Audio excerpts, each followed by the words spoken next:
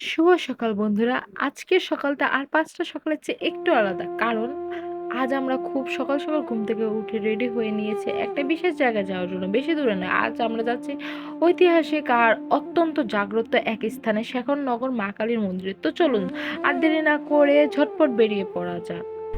একদম সকালে শান্ত পরিবেশে মায়ের রূপ দর্শন করব। আর মাত্র কিছুক্ষণের মধ্যে পৌঁছে যাব মায়ের দুয়ারে। অবশেষে আমরা চলে এলাম শেখরনগর কালী মন্দিরের ভেতরে। ঢোকার সাথে সাথে একটা অন্যরকম মানসিক শান্তি আর ভক্তিভাব কাজ করছে। সকাল সকাল আসা চারপাশটা কত শান্ত ও পবিত্র লাগছে দেখুন। আপনারা দর্শন করে নিন শেখরনগর জাগ্রত মা কালীকে। মায়ের এই রূপ দেখলে সত্যি চোখ জুড়িয়ে যায়। আমরাও সকাল সকাল মায়ের চরণে প্রণাম জানিয়ে একটু পূজা দিয়ে নিলাম। এখনকার পরিবেশটা এতটাই পজিটিভ যে সারাদিনের জন্য এক অদ্ভুত শক্তি পাওয়া যায়।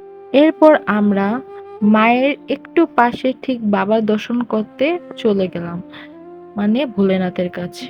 মা এবং বাবার দর্শনের শেষে মনটা একদম শান্ত হয়ে গেল।